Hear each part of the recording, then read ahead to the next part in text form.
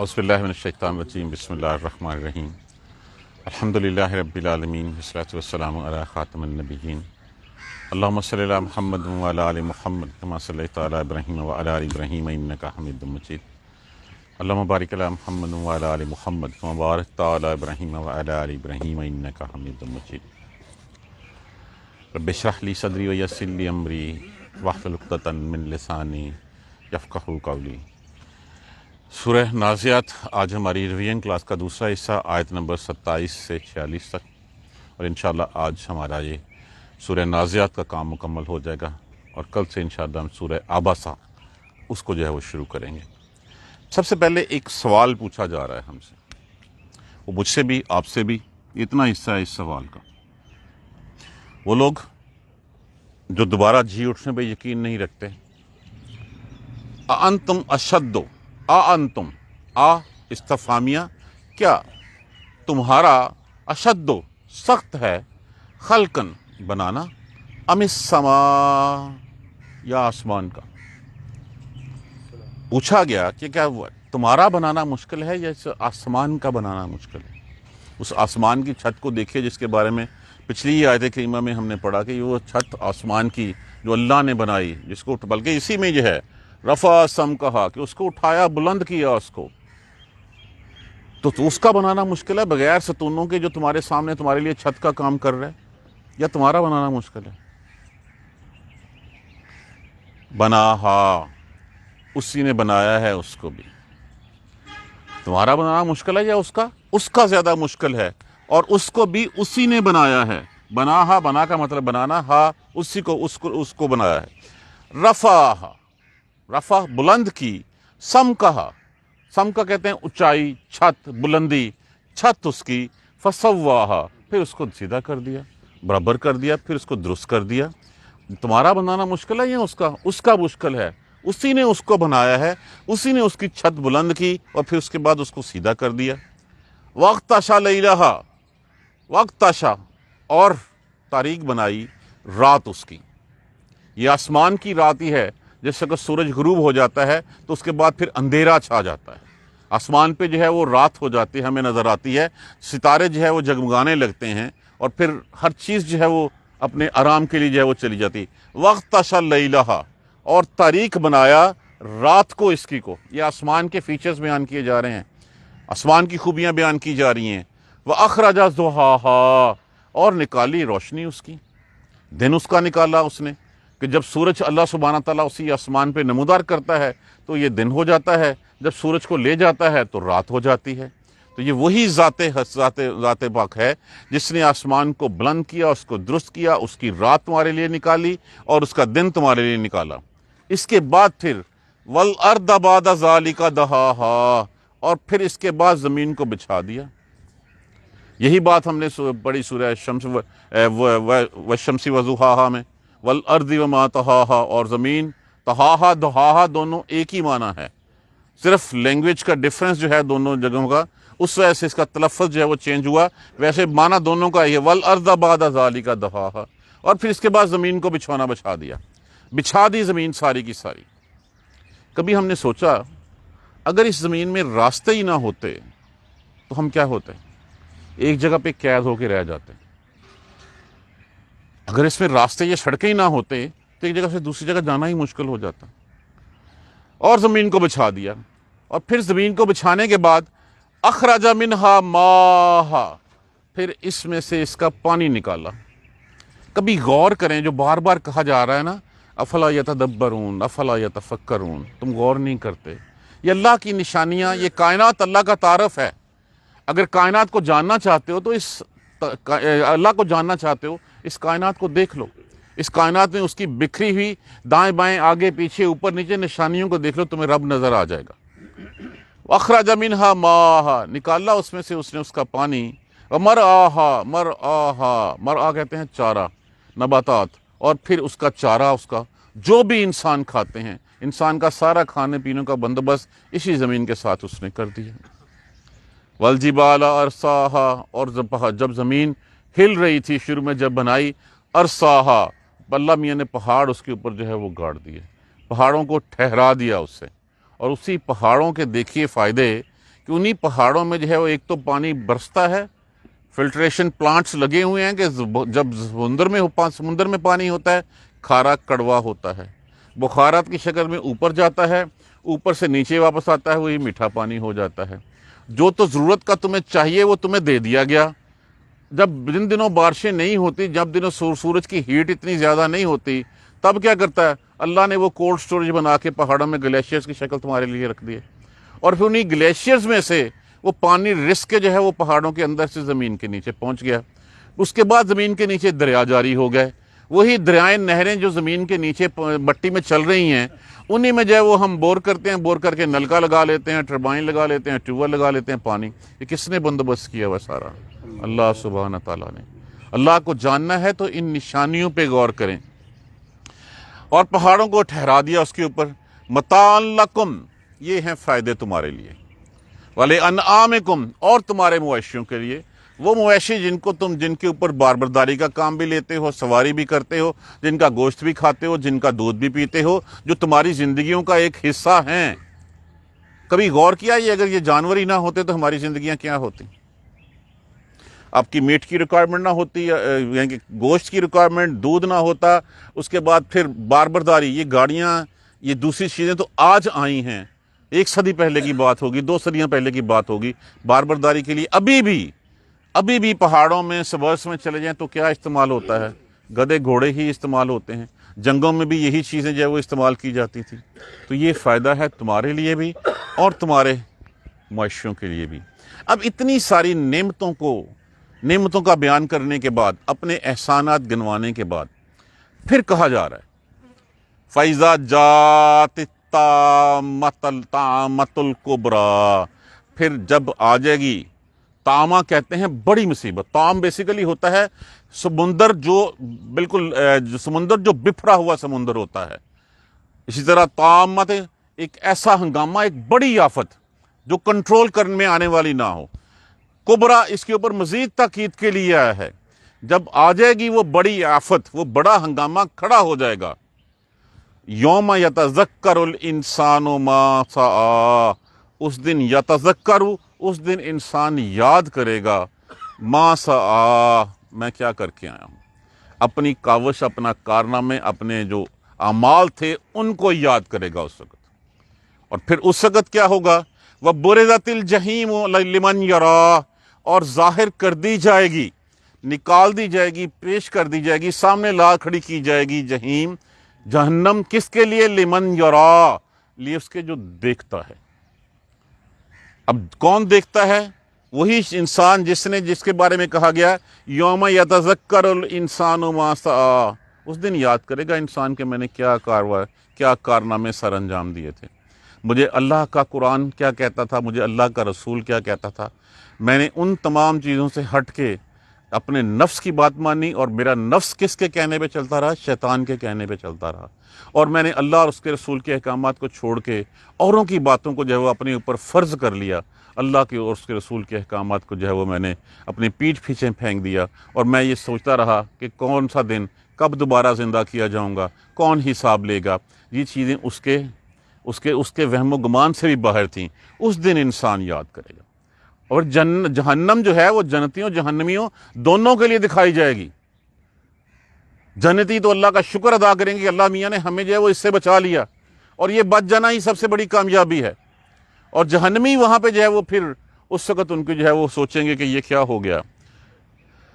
فاما، پس تو وہ شخص جو من طغا، جس نے سرکشی کی، جو حد سے بڑا، جس نے طاغوت کے کہے کے اوپر جو ہے وہ اپنی زندگی گزاری۔ طاغوت کیا ہے؟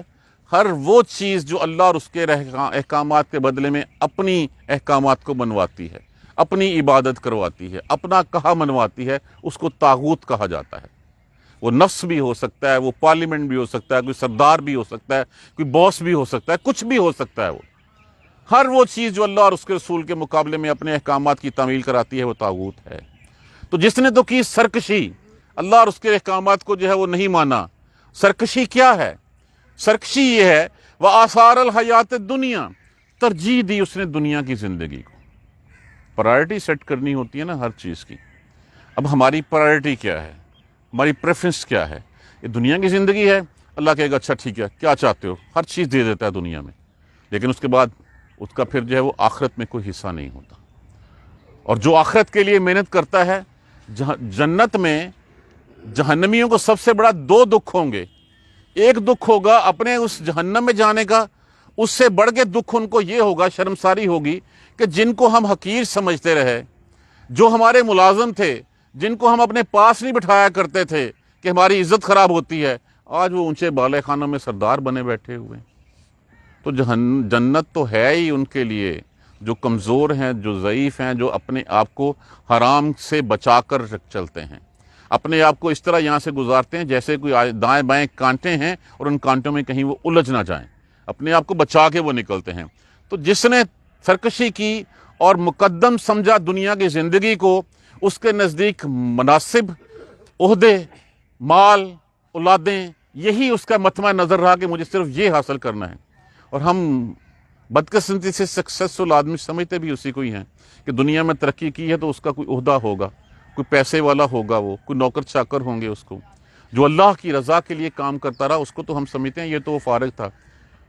अभी भी हम जो है वो हम सब इसमें शामिल हैं कि जो हमारे माज़अल्लाह सुम्मा माज़अल्लाह कोई बच्चा थोड़ा सा जो है वो मेंटली डिटॉर्टेड होता है या कोई मजबूर होता है, उसको कहते हैं चलो इन्हें मदरसे पढ़ा दो। जो अच्छा होता है उसको कहते हैं नहीं इसको लम्स में पढ़ाना है हमने। ये सोचने वाली बात है, प्रेफरेंस की बात है। तो जिसने दी दुनिया की ज़िंदगी को प्रेफरेंस, तो क्या कहा, फ़इन्नल जहीमा हियल मावा, तो बेशक उसका ठिकाना जो है वो जहन्नम है। प्रेफरेंस दुनिया की उतनी होनी चाहिए जितना दुनिया में रहना है। असल प्रेफरेंस किसकी है? आखिरत की है। जो जिसके लिए मेहनत करेगा उसका फल जो है वो पालेगा। दुनिया के लिए मेहनत करेगा वो दुनिया में अल्लाह उसको दे देगा। जो आखिरत के लिए मेहनत करेगा फिर आखिरत की जन्नतें उसका इंतज़ार कर रही हैं। तो जिसने दुनिया की ज़िंदगी को प्रेफर किया, फ़इन्नल जहीमा हियल मावा, तो उसका ठिकाना जहन्नम है। अब उसके बाद पिक्चर का दूसरा रुख देख लीजिए, व अम्मा मन खाफा मकाम रब्बिही, और वो जो अपने रब के सामने खड़ा होने से डरता रहा। वो उसकी ज़िंदगी में था कि कोई भी काम ऐसा ना हो पाए मुझसे, हो जाए मुझसे जो अल्लाह और उसके रसूल की जो है वो जिससे मैं नाराज़गी मोल ले लूँ। वो हमेशा हर काम करने से पहले जो देखता रहा इसके बारे में मेरे अल्लाह ने क्या फरमाया है, मेरे रसूल ने क्या फरमाया है। यही है अल्लाह के सामने खड़े होने से डरना, कि हर काम करने से पहले अल्लाह की रज़ा जो है वो उसमें ढूंढी जाए। और जो शख्स जो अपने रब के सामने खड़ा होने से डरता रहा, वनहन नफ्स अनिल हवा, और अपने आप को उसने ख्वाहिशात से अपने आप को बचाए रखा। ये ख्वाहिश ही होती है जो इंसान को जो है वो जहन्नम की तरफ लेके जाती है। ये ख्वाहिश ही होती है जो इंसान को छोटे छोटे गुनाहों से लेके फिर बड़े गुनाहों तक जो है वो ले जाती है। ये ख्वाहिश ही होती है जो उसको तसल्लियाँ देती है कि कुछ नहीं होता। असल में ख्वाहिश के पीछे क्या छुपा होता है? शैतान छुपा हुआ होता है। वो ललचाता है, बहकाता है, ट्रैप करता है, और फिर उसके बाद उसके सारे राज अयां भी वही करता है, जलील भी वही करवाता है। तो वो शख्स जिसने अपने नफ्स को, अपनी ख्वाहिश को जो है वो रोके रखा, अपने नफ्स के, अपनी ख्वाहिशात के घोड़े को बेलगाम नहीं होने दिया, उसको पकड़ के रखा, तो क्या है? फ़इन्नल जन्नत हियल मावा, उसका ठिकाना फिर जन्नत है। ये दोनों पिक्चर्स हमारे सामने, तस्वीर के दोनों रुख हमारे सामने रख दिए अल्लाह ने। ये करोगे तो ये होगा, ये करोगे तो ये इनामात हैं तुम्हारे लिए। अब ये फैसला किसने करना है? इख्तियार हमें दिया गया रास्ता चुनने का, शऊर हमें दे दिया गया, समझा हमें दिया गया, गाइड करने के लिए रसूल हमारे पास आ गया, किताब मैनुअल की शक्ल में हमारे सामने दे दी गई हमें। इसके बाद किस चीज़ का इंतज़ार कर रहे हैं? फिर हम क्यों उस राह पे नहीं चल रहे? क्या हम कासिर हैं इस बात से कि हम इस किताब को पढ़ के अपना रास्ता भी ना चुन सकें सही? जो रात के गड़े अंधेरे में जो है वो चलते हुए ठोकर खा जाए, उसके लिए तो गलती की गुंजाइश निकल सकती है कि उसने रात को जो है वो नज़र नहीं आया। जो दिन के 12 बजे जब सूरज जो है वो बिल्कुल सवा नेज़े पे हो, उस वक्त ठोकर खा जाए, किसी का कसूर नहीं है, फिर गलती उसकी अपनी है। कुरान हमारे सामने खुला हुआ है, अल्लाह के रसूल हमारे सामने आ चुके हैं। इसके बाद इसका मतलब है कि सूरज सवा नेज़े पे है और फिर हम सब कुछ देखते हुए, आंखों देखते हुए, ऐसे देखते हुए ठोकर खाने वाले को अंधा कहा गया है। जो आंखें तो रखता है लेकिन बसारत का, दिल का, बसीरत का अंधा है। बसारत तो उसकी ठीक है लेकिन बसीरत का अंधा है वो। فیصلہ ہمارے ساتھ ہم نے، شعور ہمیں دیا گیا ہے. یہ واحد مخلوق ہے جس کو شعور کے ساتھ اختیار بھی دیا گیا، اختیار دے کے فیصلہ اس پہ چھوڑ دیا گیا. اب یہ ہمارے ذمہ ہے کہ ہم نے کیا کرنا ہے. ہم دیکھتے ہیں، روشن مثالیں ہمارے سامنے ہیں. کوئی نہیں جیا ایک خاص مدت کے بعد، چھوٹے بڑے درمیان ہمارے برابر کے، ہم سے بڑے سارے جو ہے وہ دنیا سے جا رہے ہیں. تو ہماری باری کیوں نہیں آنی؟ جب ہماری باری بھی آنی ہے، یہ دو راہیں ہیں، یہ دونوں راستے دکھا دیے ہیں، تو پھر ہم کس راہ پہ چلنا ہے؟ ہمیں گائیڈ کرنے والا چاہیے نا. ہمیں کسی نے بتایا نہیں، قرآن ہمارے پاس آ گیا، قرآن نے بتا دیا. رسول صلی اللہ علیہ وآلہ وسلم نے اس راہ پہ چل کے دکھا دیا ہمیں. اب پھر کس بات کا انتظار ہے؟ مرنے کا انتظار ہے. تو جس وقت پھر وہ پوچھتے تھے کہ اچھا وہ کون سی قیامت کب آئے گی؟ یسألونک عن الساعۃ ایان مرساہا، وہ آپ سے پوچھتے ہیں اس وقت کا ٹھہرنا. مرساہا لفظ یہ وہی لفظ ہے جو بھی ہم نے اوپر پڑھا، ارساہا والجبال ارساہا، ٹھہرنا، واقع ہونا. کب واقع ہوگی وہ؟ فیما انت من ذکراہا، آپ کو اس کے ذکر سے کیا فائدہ؟ آپ اس کے بارے میں کیوں پوچھ رہے ہیں؟ آپ اس کو تاریخ کو لے کے کیا کریں گے؟ آپ اس کام کے لیے نہیں بھیجے گئے کہ آپ ان کو تاریخ بتاتے پھریں. آپ تو ان کو خبردار کرنے کے لیے گئے ہیں اس کے انجام سے، آپ تاریخ بتانے کے لیے نہیں گئے. دیکھیے اگر آج تاریخ بتا بھی دی جائے تو کیا نکال لیں گے اس سے؟ اصل کام تو یہ ہے کہ تمہیں انجام سے باخبر کیا جائے. اِلیٰ رَبِّکَ مُنتَہاہا، اس کا علم تو صرف تیرے رب کو ہی ہے.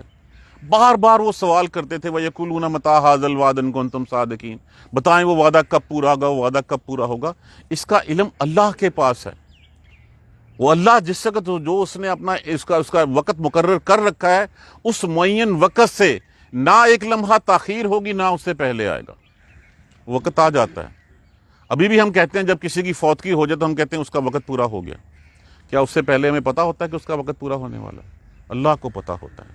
اصل تو یہ ہے کہ اپنی زندگی کو اس طرح گزارو کہ کسی بھی لمحے جب آ جائے تو اس وقت تیار ہو بندہ. اس کے لیے گر کی بات یہ ہے، ایک تو ہمیشہ اپنے آپ کو وضو میں رکھیں، وضو میں رکھیں، ہمیشہ اللہ کا ذکر کرتے رہیں. وضو میں رکھیں گے تو کم از کم اتنا تو ہوگا کہ مینٹلی پریپیئر ہیں ہم. اور مینٹلی پریپیئر ہونے سے ہی جو ہے وہ پھر اللہ بھی یاد رہے گا. کس کے لیے وضو کیا تھا؟ اللہ کے لیے کیا تھا، اپنے آپ کو پاک رکھنے کے لیے کیا تھا. اس نیت سے کیا تھا کہ کپتانی کب بلاوا آ جائے تو اس بلاوے سے پہلے ہم اپنے آپ کو پاک صاف تو رکھیں، کر کے رکھیں، وضو میں رہیں. سونے سے پہلے وضو کر کے جائیں، وضو کر کے سوئیں. کب آئے گی؟ تو اس کا علم تو صرف تیرے رب کے پاس ہے. آپ صلی اللہ علیہ وسلم کا کام کیا ہے؟ انما انت منذر من یخشاہا، آپ کا کام صرف خبردار کرنا ہے اس کو جو ڈر رکھتا ہے، جس کے دل میں خوف ہے، جس کو ڈر ہے کہ کل کو میں اللہ کے سامنے جا کے کیا جواب دوں گا. آج میں نے رشوت لے لی ہے، آج اس رشوت سے لے کے میں نے جو ہے وہ حرام کا لقمہ اپنے بچوں کے پیٹ میں ڈال دیا ہے، کل کو یہی بچے جو ہیں وہ میرے سامنے بھی کھڑے ہوں گے. ہم حرام کھلا کے ان سے وفا کی امید نہ رکھیں. یہ نہیں ہو سکتا کہ گندگی سے پاکیزگی جو ہے وہ عمل میں آ جائے. یہ نہیں ہو سکتا خبیثات سے طیبات جو ہیں وہ وجود میں آ جائیں. گندگی رہے گی جیسے بھی ہوگی. بڑا اکثر کسی نے، میں اکثر کہا کرتا ہوں کہ ہم کہتے ہیں کہ جناب سور حرام ہے. ہاں بھی حرام ہے. وہ جو حرام کے پیسوں سے مٹن خریدا ہے وہ حلال ہے، اتنا ہی حرام ہے وہ بھی، اتنا ہی حرام ہے وہ بھی. اس کے اوپر ہمیں کچھ نہیں ہوتا. ہم کہتے ہیں جی ٹھیک ہے، چھری تو اللہ کا نام لے کے پھیری تھی نا. بھائی جو پیسے لیے ہیں، پیسے خرچ کیے ہیں، پیسے کہاں سے آئے؟ وہ پیسے ہی تمہارے جو ہیں وہ سارے کے سارے حرام کے ہیں. تو جتنا مرضی کھا لو، اپنے پیٹ میں حرام بھر رہے ہو، اپنی اولاد کو حرام کھلا رہے ہو. پھر وہ تمہارے لیے صدقہ جاریہ نہیں بنے گی، وہ گناہ جاریہ کا باعث بنے گی. اس لیے کہ اس کی پرورش حلال سے نہیں ہوئی. جتنے مرضی اچھے اسکول میں پڑھا لیں، جتنے مرضی اچھی تعلیم دلوا لیں، اگر پرورش حرام کے پیسے سے ہے تو وہ کبھی جو ہے وہ سیدھی نہیں ہوگی. آپ کا کام صرف خبردار کرنا ہے اس کو جو ڈر رکھتا ہے اس کا. اور اس دن کیا ہوگا؟ کأنہم یوم یرونہا، اس دن کو وہ دیکھیں گے اس کو اور پھر سوچیں گے. یہاں پہ تو کہتے تھے اتنی لمبی عمر 50-60 سال کے لیے ہم جو ہے وہ سب کچھ تیگ دیتے ہیں، اپنی ساری توانائیاں، ساری اپرچونٹیز جو ہیں وہ ایک ہی کام میں دنیا حاصل کرنے کے لیے لگا دیتے ہیں. کون سی آخرت؟ کس طرح کی آخرت؟ اس وقت وہ دیکھیں گے لم یلبسو، نہیں وہ رہے، نہیں وہ ٹھہرے الا عشیۃ او ضحاہا، شام کا کچھ حصہ یا شام کے وقت یا صبح کے وقت، اتنا زندگی ہمیں تو سمجھنے کا موقع نہیں۔ اس وقت یہ کہیں گے کہ ہمیں جو ہے وہ موقع ہی نہیں ملا، ہمیں تو سمجھ نہیں آئی کہ کیا ہوا۔ وہ تو اگر اس چیز کو، اس آیت کریمہ کو جو ہے وہ صحیح طور پہ جو ہے وہ دیکھنا ہے، آنکھیں بند کر کے اپنی زندگی پہ نظر دوڑا لیں۔ ہم یہی کہیں گے کل کی بات ہے، کل جو پیدا ہوئے، اسکول گئے، یونیورسٹی گئے، ملازمت ہوئی، ریٹائرمنٹ ہوئی، بات ختم ہوئی، اپنی شادیاں ہوئی، بچے ہوئے، بچوں کی شادیاں ہوئی، نئی تیسری جنریشن آ گئی، بات ختم ہو گئی۔ تو یہ فلم ایسے ہی ہمارے سامنے کی گزر جائے گی۔ اس وقت بھی ہم یہی کہیں گے ہمیں تو قرآن پڑھنے کا موقع ہی نہیں ملا، ہم تو فزکس، میتھ، کیمسٹری پڑھتے رہ گئے اس وقت وہاں پہ۔ ہم نے انگریزی اتنی پڑھی، انگریزوں کو پڑھانے لگ پڑے، ہم نے عربی کی طرف دھیان ہی نہیں دیا، ہم نے اس قرآن کو دیکھا ہی نہیں، ہمیں سمجھ ہی نہیں آئی یہ قرآن اتنی جلدی ہم کیسے سمجھ لیتے۔ ہم تو اتنا سا عرصہ رہ کے آئے ہیں، ہم 2 آیتیں روز پڑھ لیں، ہم 2 لفظ ہی روز پڑھ لیں، تو اس وقت تو یہ ہوگا کہ یا ہم صبح کا کچھ حصہ رہ کے آئے ہیں یا شام کا رہ کے آئے ہیں۔ اس وقت سے پہلے یہ دونوں جو پکچرز ہمیں دکھائی ہیں، ایک راہ ہمیں چوز کرنی ہے۔ اگر ہم اس کی طرف دھیان نہیں دیں گے تو شیطان خود بخود ہمیں دوسری راہ کی طرف لے جائے گا۔ ہمیں اپنے آپ کو لگام ڈالنی ہے، اپنے آپ کو روک کے رکھنا ہے، نہیں تو خواہشات نفس کا گھوڑا جہنم کے گڑھے میں گرا کے بس کرے گا۔